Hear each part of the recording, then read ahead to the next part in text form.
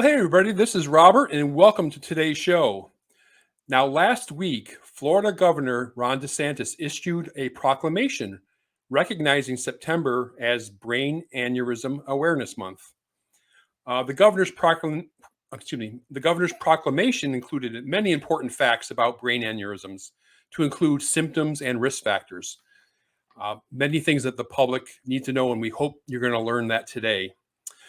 Joining me today to discuss brain aneurysms and to share the story of Trinity Love Hoblit is the work of the Trinity Love Hoblit Foundation is Olivia Hoblit. Olivia is the president and founder of the Trinity Love Hoblit Foundation. Hi, Olivia. Welcome to the show, ma'am.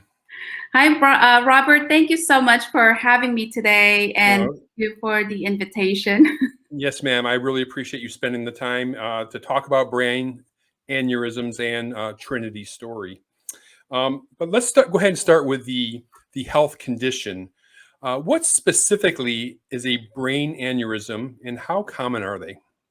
So, brain aneurysm is a medical term for a bulging artery. So when a bulging artery is in the brain, it is called a brain aneurysm.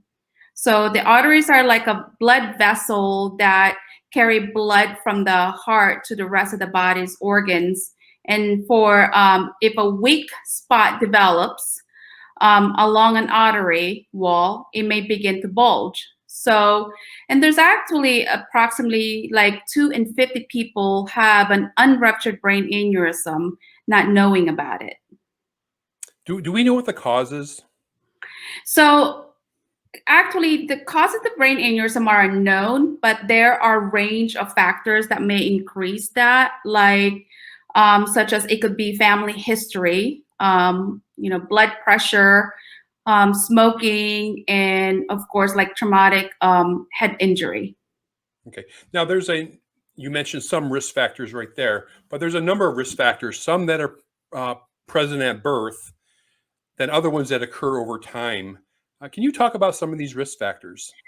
Yeah, so with Trinity, Trinity was born with the primordial dwarfism. So one of the vessel is a factor. So every year she would have to go for an MRI. So that's where they can an MRI just to check the blood flow of her brain. And that's how we learn more about brain aneurysm because of her condition. And so at age 9, we found out that she had about 11 or close to 13 brain aneurysms. So it could run into, one of her condition and other several conditions as well.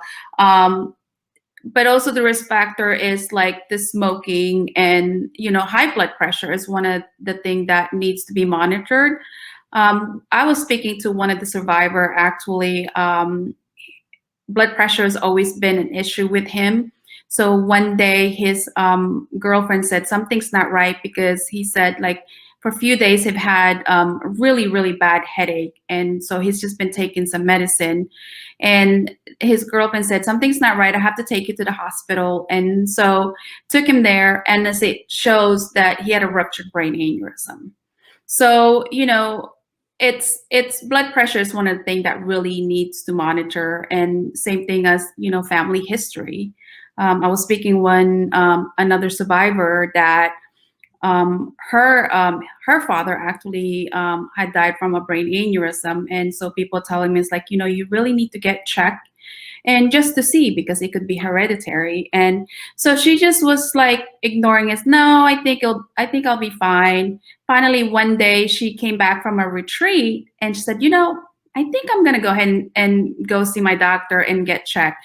And as it turned out, when she got the test results, she did have a brain aneurysm, unruptured brain aneurysm, and the doctor were able to treat it. So, it's so important to know your family history, because you never know. And that's why talking to your medical doctor, it's so important. And that's why those are the things that we've learned with Trinity, because they did there was a test that they had to do, a research from UK, and saying, okay, this is what happens, that's why we need to monitor her brain because she could have the brain aneurysm. And the good thing about it is the insurance company, they'll pay for it. They know that there's a research out there that it could be, because of the condition, the insurance company won't give you any problem. Okay. Well, let's talk about symptoms. Do brain aneurysms always come with symptoms? Well, the one biggest symptoms you could have is it's like the biggest headache of your life. If there's some people that typically gets headache, but if you have that worst headache that you'd never experienced, like a hammer hitting your head, like go seek medical attention, dial 911, because you don't know, especially when you have, some of the history of, family or high blood pressure, or it could be anything if you don't know anything about your history. But like extreme headache, blurred or double vision, you have a pain above and behind your eye, and then you have like weakness and numbness, and then starting to have like a difficulty speaking. You just have like nauseous and vomiting. So those are the things that, really important. And, talk to your medical doctor and act fast if you have some of those warning signs. So, but if you have a brain aneurysm, is it possible for you not to have any symptoms? Yeah, because if you don't know about it, you could like not have any symptoms. That's why it's very important to pay attention to your health, right? Really talk to your family doctor. We've learned is you have to be your own advocate to, your doctor, because if you don't talk to your medical doctor, they can't read your mind. And it's always important to tell them how you feel, like, doctor, something's not right. It's so important. How about diagnosis? Are there some pretty good tests, some pretty good tools out there to diagnose a brain aneurysm? There is. So, if your doctor feels like, hey, I feel that we really need to get you some testing. There's an MRI that they could use. There's a Trinity the scan machine. And they also do like the MRA. And that's what Trinity used to do. She had to get two testing, the MRI and MRA. And MRA is just, it looks at the blood flow through your brain, and they'll be able to really monitor if there's a bulging into your one of your artery. Yeah. And one other thing too is if the doctor, there's multiple treatment out there. I'm not a medical doctor. It depends on your condition, right? So there's a devices out there too, like an angiogram. Trinity had gone through multiple angiogram just to be able to put a stent or coil it. And that goes through your groin, and you could see it through the X-ray machine, goes up to her brain. You could see them just putting the stent in the coil. And typically she was in the hospital for about overnight, and then she's back home and her little happy self the next day. That's great. How about treatment? So if you have a bulge coming out of your artery, what can they do? So that's the thing that the doctor definitely monitor. There's things that some doctors, it depends on the size, that, they could either watch it. It really depends on what side your aneurysm is located to. Your doctor will be able to definitely tell you if it's like, okay, we're just going to have to watch it, or we need to treat it. And that's why talking to the medical doctor is just a key. Yeah. So let's go ahead and switch gears and talk about Trinity herself. Do you mind sharing her story? Yes. So Trinity, she was born 3 pounds with primordial dwarfism, and she is like the happiest person I've ever met. She just had the biggest heart. When she was, she's been going through this medical condition since with brain aneurysm since she was at 9, and been to multiple procedure. But no matter what, nothing stopped her. She was always happy, and she always put put smile into people's face. I think one of the biggest thing I love about Trinity is her heart. Each time we go to the hospital, she'll always put her hands together, and it's like, Trinity, what are you doing? It says, Mom, I'm praying for those other children that's crying or waiting to make sure that they get better.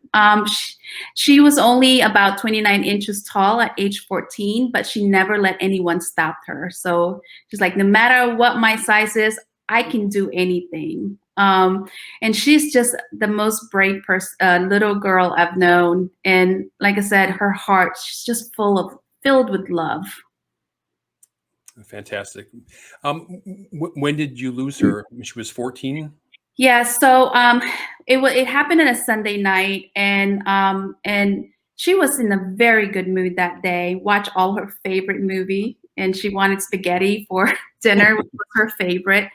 And then one night, I heard her telling her dad, "His dad, my neck hurt," and my heart just dropped because I knew like something's wrong. And this actually happened 2 days prior to her pre-op. She was scheduled for an open brain surgery to treat an aneurysm behind her eye. And so I dialed 911, and we knew right then. She told my husband, when my husband was holding her, she said, "Dad, everything's gonna be okay." Um, that was the last time that my husband, ever heard her spoke. And by the time we made it to the ambulance, they had to revive her. And then made it to the hospital. They had to revive her again and able to get her back. And the doctor came into the room and says one of her aneurysm ruptured, and it was the smallest one, not the one that they were operating. And so it was very, our body just felt numb, right? I mean, how can you think about when your, little one is gone? And so, and Trinity she loves to do everything. And one of the things that she'd love to attend before, when she was still alive, was the Katie Ride for Life. Is organ donation. So what we did is we donated her organs, because this is something that Trinity would want us to do. So 3 of our organs were donated. It was the heart, it was the kidney, and it was the liver. And we were very surprised that we were still able to donate her heart, because they had to revive her 3 times. And so they said typically at that time, heart is no longer good for donation. And so when they did the test, her heart was actually stronger than any adult human. And so we were still able to donate that. But yeah, we missed her dearly. We miss her spirit. I miss her every day when I come home. She's always the one cheering for me. "Hey, Mom, welcome home. How was your day?" So that's really That's really amazing that a 14-year-old girl would think about donating her organs. That's just, yes, so young. It is. And that's the thing, is like every year, the Susan and David Caples they lost their daughter from a car accident, and they were very great friends of ours. And they actually became Trinity's godparents. So they would hold this bike ride every year to support organ donation around April. So she would work the event with me, and she'll go around to all the bikers saying, "Hey, are you an organ donor?" And they're like, "Yes, we are, Trinity. Are you?" "Yes, I am." And she just speaks of it all the time. So, so proudly. And that's why we knew that that's something that she would want to do. And we actually met one of her recipient a couple years, I think about maybe a year and a half after the donation. And their story was so heartwarming. Their son, Brig, actually he already had a liver transplant, and it failed. And their doctor said, "He's not going to make it. We can't find a recipient. So we're going to have to make him feel comfortable." So the parents, went downstairs, and just to kind of recover and make some phone call, they went back, and the doctor said, "We have a match, and it's in Jacksonville. We're going to fly there now." And it was Trinity's liver. And so they flew, and they were able to save Briggs. And Briggs carried her liver for, I think 9 or 11 months. I can't remember from the top of my head, until he was able to get another liver, which he carries now, and he's doing really well. Wow. Well, this tragedy in your life led you to start the foundation. Olivia, can you talk about the work of the Trinity Love Hoblit Foundation? Yes, so I've had great friends who really, during the trial times, they would take me out to lunch every month, and every time we have lunch, we would always have a Trinity's moment. So one day we we just all talked about it, said, "Hey, we should start a foundation. How can we continue Trinity's love? And we've learned so much about brain aneurysm, and through Trinity, what can we do to save the lives?" It's kind of like, even though she's not here, she's still saving, making a difference. So we started the foundation in 2016. And typically we hold an annual gala, and that's how we were able to really get some funding. And so we fund and support our local hospital here, the Baptist Nassau Baptist Neurological Institute, and Wolfson's Children's Hospital. And that's where Trinity has spent a lot of her time. And so every year when we donate over 25,000, because she has an endowment through Wolfson, the Baptist Health would match it 100%. So currently she has about close to $200,000 in her endowment at the Wolfson's Children's Hospital and Baptist Neurological Institute. So we give funding to them as well for training. So if we have any, new training that our medical doctor thinks that's required, we schedule that. People coming from other countries, residents, like we hosted residents from Brazil several years ago. It was 10 young surgeons that they were able to learn how to do a hands-on training for skull base. And so now they can get back home and be able to treat some other patients, because, helping other countries and underserved countries is very important to us as well. Well, Olivia, as I mentioned in the intro, Governor DeSantis issued a proclamation recognizing this month as Brain Aneurysm Awareness Month. How important is that proclamation to you? We're in a small town here in Nassau County, which a lot of our, county commissioners and city mayors, and also our state senator have been so involved on giving us a proclamation. But I think, getting it from the governor is so important too, because we're spreading it throughout the state, right? So not just in our county, we're spreading our awareness to the state and know the importance of it. So we're tremendously grateful to the governor. And one of the biggest things too, Robert, I want to mention is we're just so grateful also to Senator Aaron Bean, Representative Duggan, and also Representative Clay Yarborough, because we went all the way to Tallahassee last year. We are working with the Baptist Health Research Team. We filed a bill requesting for funding toward brain aneurysm research. And so we were granted $250,000, and that research actually go toward familial brain aneurysm research program throughout the state. And it was part of the governor's budget. So we are tremendously grateful that, not just for the proclamation, but for this research funding that we'll be able to use toward research to really find out more about family history. Oh, that's fantastic. The website is scrolling up across the bottom, trinityhoblit.org. Olivia, do you have social media sites that people could visit? Or? We do, yes. And so they can go to the Facebook for the Trinity Hoblit Facebook, and also the Instagram, and also the website, the trinityhoblit.org. We need as many helps as we can right now. Again, typically we hold our gala annually because that's where we're able to raise some funding. But last year, because of the COVID, we weren't able to do any of the events. And so it's been very difficult for us, and we couldn't fulfill our full donation to be able to, fulfill our mission. But this year we're actually going to hold just a small gala. So because, we want to make sure we play it safe. And that's going to be on September 25th. And again, hopefully we'll be able to get extra donation that we'll be able to make a donation to our hospital toward research and awareness and, treatment and education and training as well. And Robert, if it's all right with you, I'd like to really give a thank you and share our gratitude to Innisfree Hotels. They're based out of Pensacola. I work for this company and manage the Courtyard Amelia Island.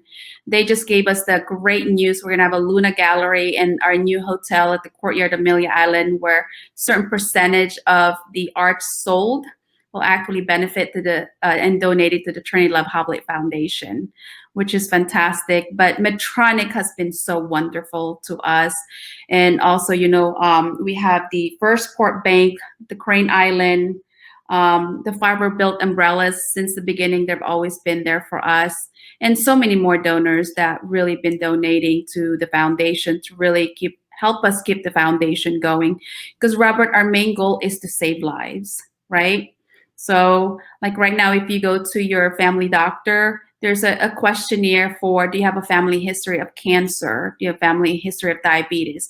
But do you notice that says, do you have a family history of brain aneurysm? So that's our goal, right? Because if we get that and then the doctor knows about it, then you can monitor it and you can find it, because you won't even know that you're walking around with unruptured brain aneurysm. Well, fantastic. I'm glad everybody's being very generous to the foundation. It's important work, and we appreciate that. And I want to thank you, Olivia, for spending this time with me today and sharing your story. I really appreciate it.